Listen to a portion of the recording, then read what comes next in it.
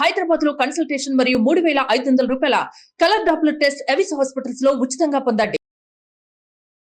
నమస్తే రమగారు. నమస్తే జయ. రమగారు, ఏదైనా రాజుల కథ చెప్తారా? శక్తిసింహుడు అని ఒక రాజుగారు ఉండేవాడు. ఆయనకి అత్యంత ప్రీతిపాత్రులు ఇద్దరు ఉండేవారట ఆ స్థానంలో. అందులో ఒకడు సూర్యవర్మ అనే ఒక సామంతరాజు. ఆయన చాలా గొప్పవాడు, చాలా ఇది అది ఏమిటో బోల్డ్ అని ఉండే. ఆయనకి సీమంతిని అనే ఒక పెళ్ళిడికి వచ్చిన సౌందర్యవతి అయిన కూతురు ఉండేది. అక్కడి నుంచి మన రాజుగారికి అత్యంత ప్రీతిపాత్రుడు ఇంకొకడు, ఇతను చంద్రగుప్తుడని రాజుగారి ప్రధాన అంగరక్షకుడు. అబ్బాయి చాలా మంచివాడు, చాలా చురుకైనవాడు. వాళ్ళ నాన్న తాతల కాలం నుంచి ఈ రాజ్యంలోనే ఉన్నారు వాళ్ళు. రాజుగారికి ఈ చంద్రగుప్తుడు అంటే మహా ఇష్టం. సూర్యవర్మకి చంద్రగుప్తుడికి పెద్ద ఏం పడుతున్నట్టు ఏం కనపడేది కాదు, కానీ గొడవలేం లేవు. అయితే ఏమైంది, ఈ సీమంతిని ఈ చంద్రగుప్తుడు ప్రేమించాడు. వాళ్ళిద్దరూ ప్రేమించుకున్నారు. కొంతకాలం గడిచాక ఈ చంద్రగుప్తుడు ఏం చేశాడు, రాజుగారికి చెప్పాడు, నేను సూర్యవర్మ గారి కూతురుని ప్రేమిస్తున్నాను, ఆమె కూడా నన్ను ప్రేమిస్తోంది, వివాహం చేసుకోవాలనుకుంటున్నాం అని చెప్పేసరికి రాజుగారు అంటే మనం చాలా సంతోషించాడు. ఇద్దరు తనకు ఆప్తమిత్రులు. వీడంటే చాలా ఇష్టం, కుర్రాడంటే. సూర్యవర్మ తన ఈడువాడు, తనకు చాలా ఇష్టడు. సరే, ఒకరోజు సూర్యవర్మని మధ్యాహ్నం భోజనాన్ని పిలిచి, మీ అమ్మాయిను చంద్రగుప్తుడు ఒకళ్ళనొకళ్ళు ప్రేమించుకుంటున్నారట, చక్కగా పెళ్లి చేద్దామా మనం అని అడిగాడు. ఆయన సంతోషంగా అడిగేసరికి సూర్యవర్మ కొళ్ళు మండిపోయింది. మొహం చెట్లిచ్చి, నేనేమో రాజవంశానికి చెందినవాడిని, వాడేమో ఉద్యోగి, మా పిల్ల వాడిని ప్రేమించడం నేను నమ్మను, అలాంటివి ఏమీ జరగలేదు, వాడు మీకు ఏదో అబద్ధాలు చెప్పాడు, మీకు వాడి మీద ఉన్న ప్రీతిని ఎక్స్ప్లాయిట్ చేయాలని చూస్తున్నట్టున్నాడు, రాజవంశంలో చేరటానికి వాడు ఎత్తేస్తున్నాడు అన్నట్టుగా ఆయన అన్నాడు. అన్నాక ఈయన అన్నాడు, రాజుగారి శక్తిసింహుడు, నేను అట్లా అనుకోను, చంద్రగుప్తుడు నాతో అబద్ధం ఆడే సాహసం చేయడు, నువ్వు మీ అమ్మాయిని కనుక్కోమన్నాడు. సూర్యవర్మ గారు హుటాహుటిన వాళ్ళు ఊరు వెళ్ళిపోయి కూతుర్ని కేకలేసి అడిగాడు, ఏమిటమ్మాయి ఏమిటి సంగతి అంటే, ఆ అమ్మాయి అవును, నేను చంద్రగుప్తుని ప్రేమిస్తాను, చంద్రగుప్తుని పెళ్లి చేసుకుంటా, లేకపోతే నేను పెళ్ళే చేసుకొని దిక్కుని చోటు చెప్పుకోను. ఆయన చాడా మడా కేకలేసాడు కూతురు. మన వంశం ఏంటి, వాడి వంశం ఏంటి, వాడు ఉద్యోగి, వాడిని పెళ్లి చేసుకోవటం ఏమిటి, బ్యాడ్ ఐడియా, వెరీ బ్యాడ్ అన్నాడు. ఏం చేస్తుంది ఆ పెళ్ళి, ఏం చేస్తుంది, ఓ రోజు ఉత్తరం రాసి వచ్చేస్తున్నా అని చెప్పేసి చంద్రగుప్తుడి ఇంటికి వెళ్ళిపోయింది. అక్కడ ఓ పురోహితుడు ఎవరో ఉన్నారు వాళ్ళ ఇంటి దగ్గర. ఆయన ఏం చేశాడు, చటుక్కుని వీళ్ళిద్దరికి చక్కగా ముహూర్తం చూసి పెళ్లి చేసేసాడు. పెళ్లి చేసేసుకున్నాక వీళ్ళిద్దరు అడవికి వెళ్ళిపోయారు, ఇంకా ఊళ్ళో ఉండాల. రాజుగారు ట్రై చేసినా తాము పెళ్ళి అవ్వలేదు కదా, ఇంక ఇక్కడ ఉండకుండా అడవిలోకి వెళ్ళి కాపురం పెట్టుకున్నారు. ఆ అడవిలో ఏముంది, అక్కడ ఒక మాన్యం ఉంది. ఆ మాన్యాన్ని ఎప్పుడో ఏదో యుద్ధ సందర్భంలో ఈ చంద్రగుప్తుడికి మన రాజుగారు గిఫ్ట్ ఇచ్చాడు. అందులో అశోక చెట్లు ఉన్నటువంటి అడవి, అన్ని అశోకాలే. అక్కడ ఒక కుటీరం నిర్మించుకుని వాళ్ళిద్దరూ కులాసాగా ఉండటం మొదలుపెట్టారు.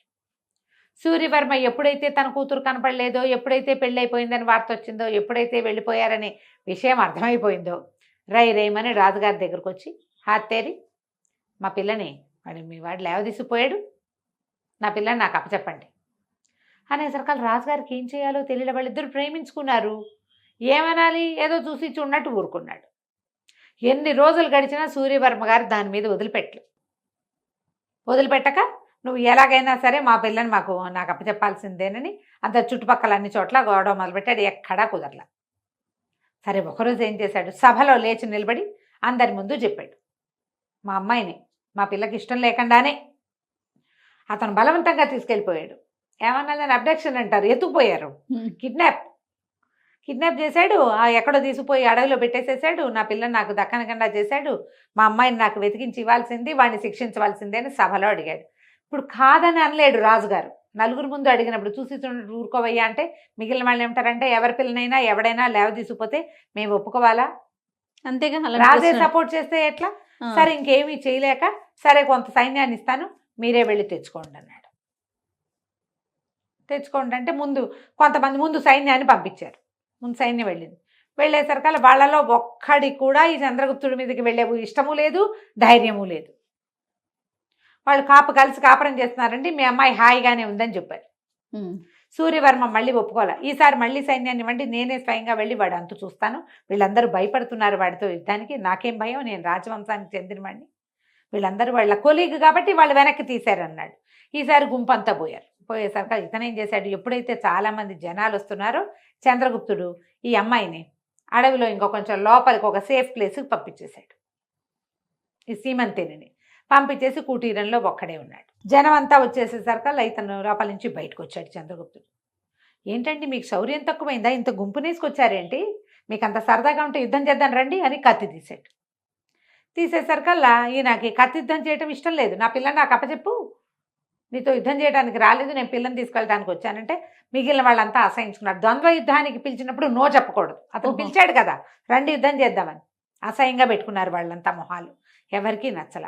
సరే మా పిల్లని వెతుక్కురండి అన్నారు. లోపలికి వెళ్ళి అంతా వెతుక్కొచ్చారు. పిల్ల లేదు.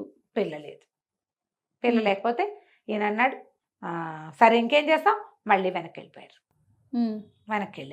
వెనక్కి వెళ్ళిన తర్వాత మళ్ళీ రాజుగారి దగ్గరికి ఇంకోసారి వెళ్ళి అడిగాడు, మా అమ్మాయిని నాకు అప్పచెప్పాల్సిందే మీరండి. పిల్ల పెళ్లి చేసుకుని వాడితో కాపురం చేస్తున్న పిల్లని తెచ్చుకుని తను ఏం చేస్తాడు, ఒక ఈగో అనమాట. చాలా మందికి ఉంటుంది చూడు, పిల్లలు కాపురాలు చేస్తూ కడుపుతో ఉన్నా సరే ఆ అల్లుడిని చంపేయాలి, ఆ కూతుర్ని చంపేయాలి, అవే ఉద్దేశాలు ఉంటాయి. ఆ కాస్త అయిపోయాక ఇక మనం ఎందుకు, ఏం మిగులుతుంది పరుగు, వాడితో కాపురం చేసిన పిల్లని తెచ్చుకుని వీళ్ళు ఏం చేస్తారు, చాలా మంది చేస్తారు చేయ. ఇప్పటికీ కూడా తండ్రుల్లో చుట్టాల్లో ఈ రకమైన ఈగో పద్ధతి, పరువు హత్యలు అవే కదా. అవే కదా. పిల్ల అక్కడ ఉండి పోని ఎక్కడో ఉంటే కాదు, వాళ్ళతో కలిసి కాపురం చేస్తూ వాడితో కలిసి తింటూ తిరుగుతూ గర్భవతులు కూడా అయ్యాక నీ పిల్లని నువ్వు వెనక్కి తెచ్చి దాన్ని ఎట్లా క్లీన్ చేస్తావో చెప్పు. ఈ రాజస్థాను, బీహారు ఆ వైపు కూడా ఇలాంటి పద్ధతులే చేయ. కుదిరితే ఆ పిల్లని కూడా చంపేస్తారట. అక్కడేమో ఆ పిల్లని చంపేస్తారు, మనకి ఇక్కడ పిల్లని చంపారు, పిల్లని తెచ్చేసుకోవాలనుకుంటారు. కాపురం చేసిన పిల్లని తెచ్చుకుని ఏం చేసుకుంటాం అనుకోరు, ఆలోచించరు. కేవలం వాడి దగ్గర ఇది ఉండకూడదు అంతే. ఈయన కూడా అదే చేశాడు. ఈసారి ఏం చేశాడు, కొంతమందిని పిలిచి మీరందరూ ఓ పని చేయండి, వాడి దగ్గరికి వెళ్ళి స్తోత్ర పాఠం చేయండి, వాడు స్తోత్ర పాఠాలు వినటానికి అప్రమత్తంగా ఉంటాడు, అప్పుడు మేము మీద పడి పట్టేసుకుంటామన్నాడు. వాళ్ళు వణుక్కుంటూనే పోయారు వంది మాగతులు. ఈసారి శ్రీమంతిని ఇంట్లోనే ఉంది. ముందు వంది మాగధులు వెళ్ళేసరికి వెళ్ళిన వాళ్ళు నువ్వు అంతవాడివి ఇంతవాడివి, నీలాంటి వాడు గొప్పవాడు ఎవరు లేరు, మీ నాన్న అంత గొప్పవాడు, మీ తాత ఈ యుద్ధంలో వీళ్ళని గెలిచాడని స్తోత్ర పాఠాలు చేస్తుంటే అతను స్థిమితంగా కూర్చుని వింటున్నాడు. కత్తిడాలు ఏమీ లేవు దగ్గరలో, వాడి చేతిలో కత్తి ఉంటే చెండ ప్రచండు వాడు. కూర్చుని ఉన్నవాడు ఏం చేస్తాడు, ఆ కత్తి కోసం వాడు వెళ్ళే లోపలే వాడిని పట్టేసుకోవచ్చు. ఈ సూర్యవర్మ ఏం చేశాడు, ఒక 50 మంది సైనికులతో ఒక్కసారి ఆ కుటీరం మీద పడి ఈయన కాళ్ళు చేతులు పెడరెక్కలు విరిచి పట్టేశారు ఆ చంద్రగుప్తుడు. నా పిల్లని నాకు చెప్పి అమ్మాయిని కూడా అమ్మాయి ఏడ్చుకుంటూ వచ్చింది. సరే తీసుకొచ్చేసరికల్లా చంద్రగుప్తుడు ఏమంటాడు, వివాహం అయింది, 8 నెలల నుంచి కాపురం చేస్తున్నాం, ఫలానా పురోహితుడు ఫలానా దేవాలయంలో ఫలానా చుట్టుపక్కల మధ్యలో నా పెళ్ళయింది, నేను ఆమెను ఎత్తుపోలేదు, ఆమె నాతో స్వయంగా వచ్చింది, నన్ను ప్రేమిస్తోంది, నాతో భార్యగా ఉంది, ఆమెను విడిచే ప్రసక్తి లేదంటాడు చంద్రగుప్తుడు. నా ఇష్టం లేకుండా నేను కన్యాదానం చేయకుండా నా పిల్లకి పెళ్ళేట అవుతుంది అంటాడు సూర్యవర్మ. ఆయన ఆ పాయింట్లోంచి దిగడు, ఇతను ఈ పాయింట్లోంచి దిగడు.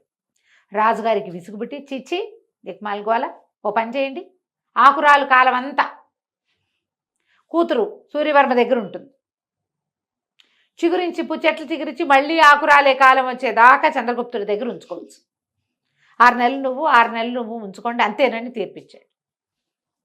ఎప్పుడైతే ఇతన్ని సభలోకి తీసుకొచ్చారో ఆ సీమంతిని ఇంకా రాల, ఆ ఇంటి దగ్గర ఉండిపోయింది, అడవిలో ఉండిపోయింది, నేను రానని చెప్పేసింది. అక్కడి నుంచి ఏం చేశారు, సైనికులు వచ్చి రాజుగారి ఫర్మానా అంతా చదివారు. అమ్మ ఆకురాల కాలం వచ్చింది, నువ్వు ఇంకా వచ్చి మీ నాన్నగారి దగ్గర ఉండాలంటే సరే అనండి. ఆవిడ ఏం చూపించింది, తోటంతా చూపించింది, ఈ చెట్ల ఆకులు రాలేక వస్తా మా నాన్న ఇంటికి, కావాలంటే 2 సైనికులు ఇక్కడ కాపలా ఉండండి, ఆకులు రాలేక వస్తాను అని చెప్పింది. ఏమిటది, అశోకవనం, అది చచ్చినా చెట్లు రాదు. అవును, ఎప్పటికీ రాదు. ఆ అమ్మాయి ఏనాడు తన తండ్రి ఇంటికి వెళ్ళాల, హాయిగా భర్తతోటే ఉండిపోయింది. రాజుగారు ఇచ్చిన తీర్పు ఏమైంది, తీర్పు మాత్రం ఇచ్చారు, చెట్ల ఆకులు అన్ని చోట్ల రాలుతాయి, నేనున్న చోట ఆకులు రాలితేనే నా లెక్క, అంతే, నేనున్న చోట ఆకులు రాలిపోతే నేను రాను, అవి రాలని నేను వస్తానంటు. అస్సలు అశోకానికి ఆకులే రాలు, అందుకే అది అశోకవనం అయిందనమాట. ఎప్పటికీ ఆకులు రాలవు, కాదు కంచికి మనం ఇంటికి. భలే ఉందండి. నమస్తే. నమస్తే.